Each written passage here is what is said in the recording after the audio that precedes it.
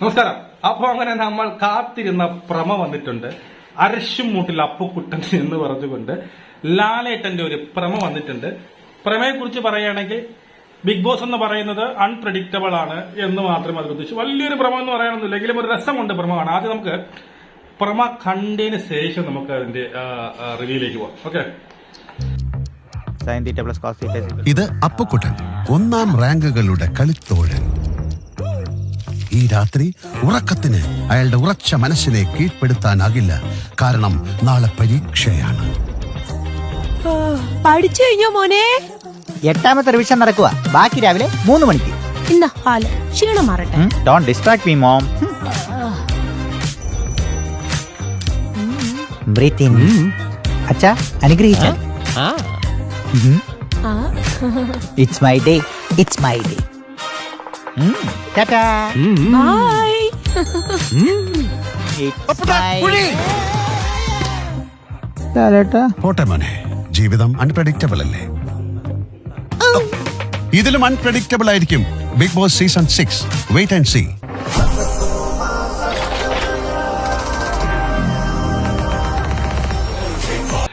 ഇതിലും അൺപ്രഡിക്റ്റബിൾ ആയിരിക്കും Bigg Boss Malayalam season 6. Wait ചെയ്യുക എന്നുള്ളതാണ് പറഞ്ഞിരിക്കുന്നത്.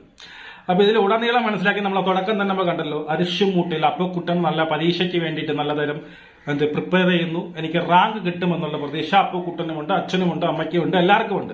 അപ്പൊ എല്ലാവരുടെയും അനുഗ്രഹങ്ങളൊക്കെ വാങ്ങിച്ച് നേരെ പരീക്ഷയ്ക്ക് പോകുന്ന അപ്പുക്കുട്ടന് അപ്രതീക്ഷിതമായി കുഴിയിൽ വീഴുന്നു. അതിനുശേഷം അവന്റെ മോഹങ്ങളെല്ലാം തകരുന്നു. അതാണ് ആ പ്രമോയിൽ നിന്നും നമുക്ക് മനസ്സിലാകുന്നത്.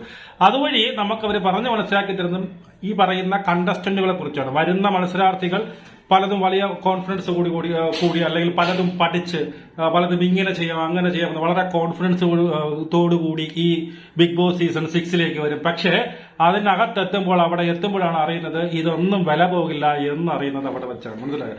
അതുകൊണ്ട് തന്നെ നമ്മൾ എന്നും പറയും പോലെ ബിഗ് ബോസ് എന്ന് പറയുന്ന ഈ പറയുന്ന എന്താണ് റിയാലിറ്റി ഷോ അൺപ്രഡിക്റ്റബിൾ ആണ് എന്നുള്ളതാണ്. മനസ്സിലായി. നിങ്ങൾ എന്തൊക്കെ വിചാരിച്ചാലും എന്തൊക്കെ സ്വരുക്കൂട്ടി എന്തൊക്കെ ഐഡിയ മെനഞ്ഞുകൊണ്ട് വന്നാലും ഇവിടെ വന്നാൽ അതൊന്നും പ്രാവർത്തികമാകണമെന്നില്ല.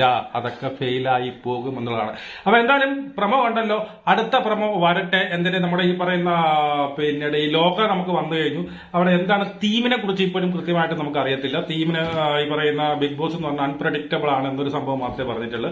എന്തായാലും നമുക്ക് അടുത്ത പ്രമോയ്ക്ക് വേണ്ടി കാത്തിരിക്കാം. പിന്നെ അതുപോലെ തന്നെ ഈ പറയുന്ന കൺഫർമേഷനായി ഒരു 4-5 പേര് എനിക്ക് കിട്ടിയിട്ടുണ്ട്. ഇപ്പൊ പുറത്തുവിടാൻ പറ്റില്ല. എന്തായാലും 10ാം തീയതി കഴിഞ്ഞിട്ടുള്ള വീഡിയോയിൽ ഒരു 4-5 പേര് മൊത്തം മിക്കവാറൊക്കെ സീരിയൽ ആർട്ടിസ്റ്റ് ആണ്. ഇപ്പൊ കൺഫർമേഷൻ ഒക്കെ കിട്ടിയെന്ന് നമുക്ക് അറിയാൻ കഴിയുന്നത്. അത് പുറത്തുവിടാൻ 10ാം തീയതി കഴിഞ്ഞോട്ടെ. നമുക്ക് വീണ്ടും കാണാം. ജയ് ഹിന്ദ്.